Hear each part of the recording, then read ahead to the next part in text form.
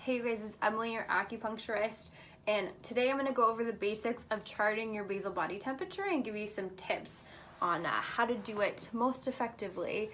So you will need two things. You'll need a basal body temperature thermometer and you'll need a chart.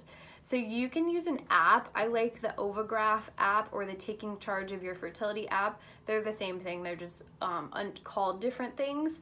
So you can find that in the iTunes App Store and the Google Play Store, or you can get a good old-fashioned paper chart. So it looks like this. This one I downloaded from the Taking Charge of Your Fertility website. It's just tcoyf.com, Taking Charge of Your Fertility.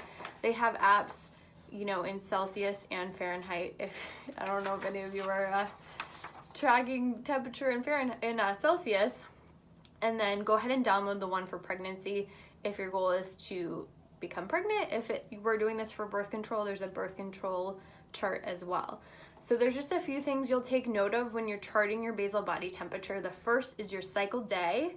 So cycle day 1 is the day you actually start having a flow. If you're spotting beforehand, that doesn't count as your cycle day 1. It's the day you first start bleeding.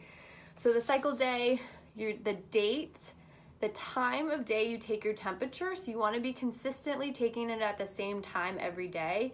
If you decide to sleep in, go ahead and set an alarm for whatever time you normally take your temperature so you can be consistent with that.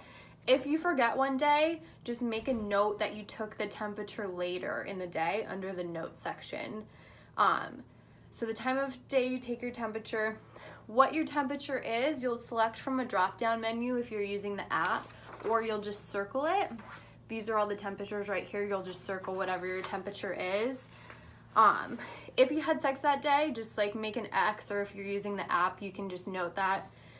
If you have cervical fluid and the quality of your cervical fluid, so that's gonna be lotiony, sticky, crumbly, if it's like kind of, you'll know if it's crumbly, and then egg white. So egg white is when you can put it between your fingers and stretch it up to an inch. So note the days you have cervical fluid and then what the quality of the cervical fluid is. Go ahead and note what days you have your period so we can have that information. And then there is a note section both on the paper chart and in the app where you can kind of chart like PMS symptoms, maybe if you're bloating, irritable, emotional. I also like to chart if I had alcohol the night before, because sometimes that can cause your temperature to be increased. So any kind of like lifestyle stuff like that, you can chart in the notes section. If you're going through an IVF cycle and you're taking medication, there's also places to chart that. On this Taking Charge of Your Fertility paper chart, there's even a place to say when you had your acupuncture treatment, so that's pretty cool. So it's pretty simple.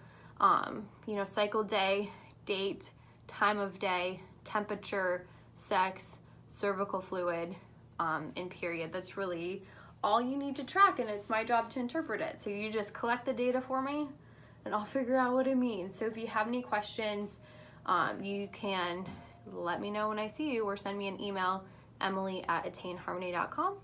Hope this answers all your questions about charting. Let me know if you have more. Bye.